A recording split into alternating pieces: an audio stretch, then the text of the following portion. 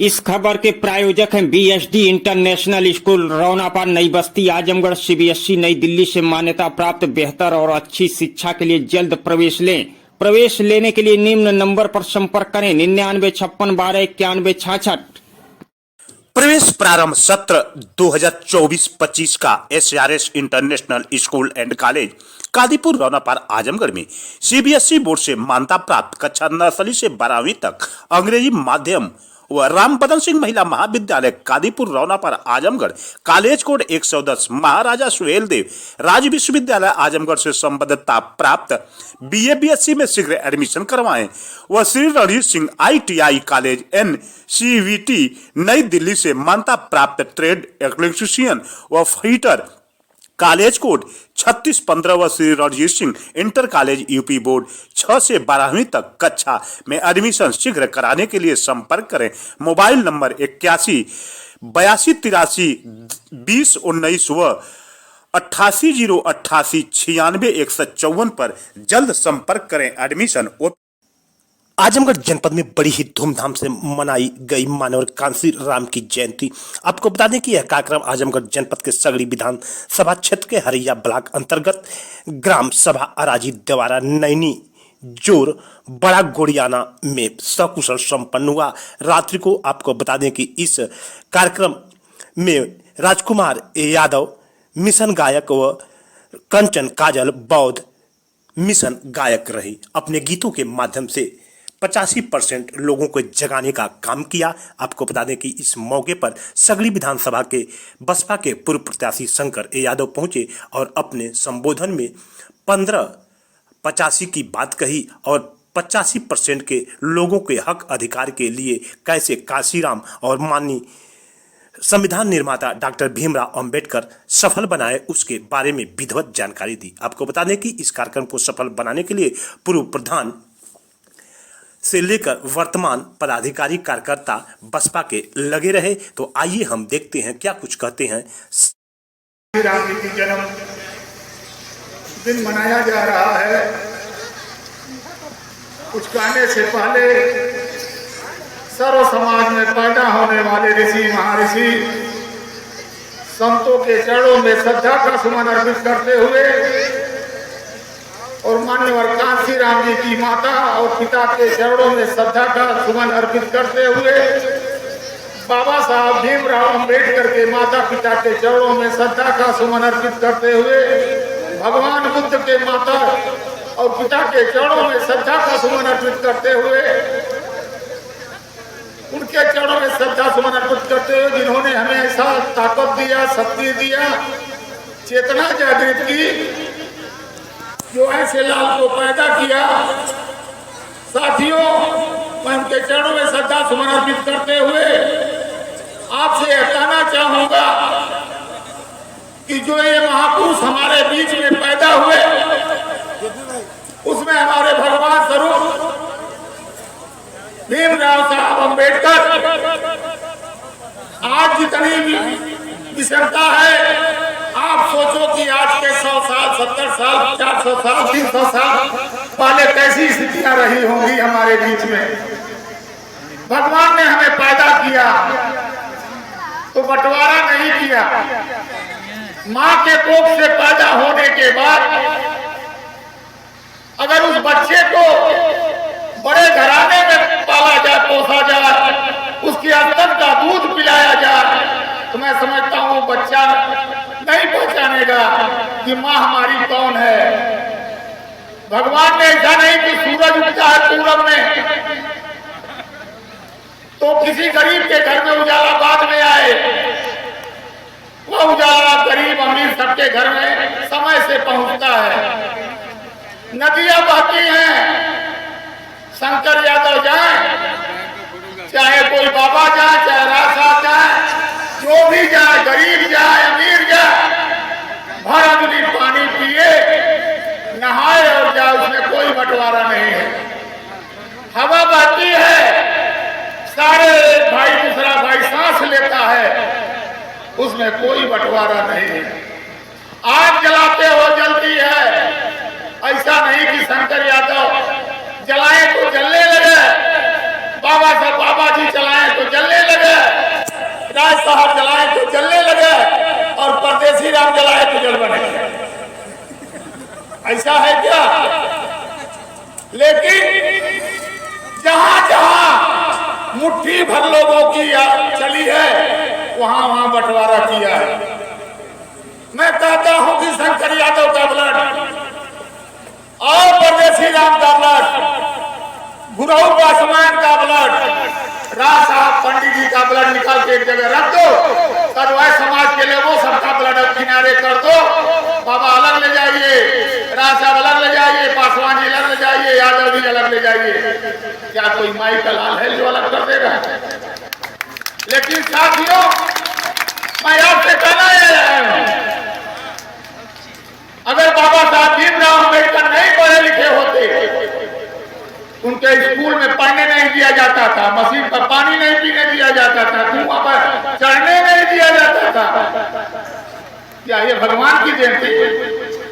भगवान ने तो सबको बराबर पैदा कर, और नहीं तो कहा जाता था कि हम उस जन्म में बिगाड़े थे कि हम हमारे घर में पैदा हो गए, उस जन्म में बिगाड़े थे कि हम धोबी के घर में पैदा हो गए, गंदा धोवत है। इसी समाज के लोगों ने दलित समाज के कमर में झाड़ू मारते थे। अगर कोई 80 साल का बूढ़ा बाप होगा वो बताएगा क्या स्थिति आती, क्या इंसान इंसान से नफरत करता था कि नहीं करता था? लेकिन हमारे समाज में पैदा होने वाले बाबा साहब भीमराव अम्बेडकर ने, पहले राजा होता था, रानी के कोख से पैदा हुआ लड़का राजकुमार होता था, राजा होता था। लेकिन बाबा साहब भीमराव अम्बेडकर को जब मौका मिला तो अपनी लेखनी से, अपनी कलम से रानी के कोख का ऑपरेशन कर दिया, बच्चेदानी निकाल के बाहर फेंक दिया और उन्होंने लोहे का बक्सा दिया और सबको क्या दिया? जो अधिकार रानी को वही अधिकार में हतरानी को। हतरानी मानी जानते थे? जो घर में झाड़ा पोछा और लड़की कपार पे धोते थे लोग, जिनके कमर में झाड़ू बांधा जाता था, जिसकी परछाई नहीं काटी जाती थी। ये जमाना देखे हैं लोग। और आज तो बहुत तो माननीय कांशीराम ने उस संविधान के बारे में बताया, क्योंकि मुट्ठी भर लोगों की सरकार बन गई आजादी के बाद। उन्होंने शंका जाहिर किया था बाबा साहब ने कि आए गरीबों, आए मजलूमों, आए दलितों, आए पिछड़े वर्ग के लोगों, बड़ा ही त्याग और तपस्या से मैंने तुम्हारा अधिकार तुमको दिया है। जैसे बाप दादा अगर घर बना दे तो लड़कों से कह के जाता है कि बेटवा हम घर बना दे ले आई, एक हिफाजत कर तो हार काम, चाहे करा चाहे ढाई जा, नदी में डुबाएगा। तो सोचो साथियों, ये मुट्ठी भर लोग सरकार में आकर के उसको किताब को स्कूल में नहीं लागू किया। हम हाई स्कूल पास हो गए तो हमको मालूम नहीं ना तो पेरियार साहब कौन थे, बिरसा मुंडा कौन थे। एक गरीबों में योद्धा पैदा हुए थे, सामाजिक परिवर्तन के लिए पैदा हुए थे और परिवर्तन लाया। संत रविदास जी समाज सुधारक थे, लेकिन उनको झूठा संत बना करके रख दिया। तो साथियों, मैं आपसे कहना चाहता हूं, भाई राजकुमार ने उस चीज को उद्धृत किया है अपने गाने के माध्यम से। मैं ढेर सारा बधाई दूंगा उनके साथियों को और उनको। उन्होंने समाज का गोबर से गणेश बना दिया जाता है और पीएचडी करने वाला, एमए बीए करने वाला हमारा भाई, हमारा बाप उस गोबर को टीकता, हमारी बहनें टीकती हैं, हमारी माताएं टीकती हैं। गोबर गोबर जौने के छिपरी पाथेला लोग पातेला गोहरा बनावेला, वो है गोबरा। मावा में गौ टिकाई करेला लोग, तो के साड़ी पहरा वाला, सिंदूर पहरावेला। कब ये ज्ञान होई? अगर ज्ञान ना होई तो यह जिंदगी बीतत रही। जे पढ़ी वह आगे बढ़ी। आज 5 किलो पर लाइन लगा, एक ठेकेदार बाबू, एक प्रधान जी, किलो मिल जाता हम चली घरे। आप ये नहीं जानते थे 5 किलो, अंग्रेजों ने कहा था कि गुलाम को इतना खिलाओ कि सवेरे के लिए तरसे कि सवेरे क्या खाएंगे। वही नीति चल रही है कि गरीब को 5 किलो दो, शिक्षा से वंचित कर दो। हम कहते हैं कि केवल शिक्षा दो, मत दो हमें तू, शिक्षा एक समान कर दो। जिस स्कूल में 250 पाता है उसी में पठनियावा वाला भी जाके पढ़ना शुरू कर दे। ये सरकारें डबल नीति अख्तियार कर रही हैं। एक से पैदा होगा हजूर और दूसरे से पैदा होगा मजूर। आप दोनों को तय करना है कि हजूर बनना चाहते हो कि भिखारी और मजदूर बनना चाहते हो। अम्बेडकर जी ने कहा था मुझे मत पूजा करो मेरी, तुम्हें पूजा करनी नहीं है, तुम्हें हमारी किताब पढ़नी है, संविधान के पढ़ लो, तुम्हें विकास को रोक नहीं पाएगा। तुम्हारा बेटा बीएससी कर लेगा, डॉक्टर इंजीनियर बन जाएगा, तो आगे की पीढ़ी सुधर जाएगी। जो पढ़ेगा उसकी आगे की पीढ़ी बदलेगी, और जो 5 किलो अनाज लेगा वो उसके बेटे बच्चे भिखारी बनेंगे, मंगा बनेंगे। तो साथियों, मैं आप इतना ही कहने आया हूं कि आप शिक्षा की तरफ जाओ। इन्होंने बताया बुद्धं शरणं गच्छामि, धम्मं शरणं गच्छामि। बुद्ध की शरण में जाओ, संगठित रहो। संगठित रहोगे, तीसरा तुम्हारे ऊपर कोई उंगली नहीं उठाएगा। अगर फुटमत में रहोगे तो जो होगा वही परास्त करेगा। अरे भाई, मैं कहता हूं कि भगवान पैदा पहले हुआ कि इंसान पैदा हुआ। हम आप राजकुमार भाई के 2 मिनट तो बढ़िया बढ़िया साड़ी तो लोग पहनते हैं, सोफी दीदी हो, लक्ष्मी जी हो, कितना बढ़िया साड़ी पहनती हैं, सारे गानों से लग जाती हैं। तो जोने बेला में हम लोग आज मानव थे, नंगा रहते थे जंगलों में, पत्ते से ढकते थे। कई लोग कहाँ पैदा भइल की खूब साड़ी और गहना कि कहाँ से आ गई? बतावा लोग कहाँ से आई पहले खाती?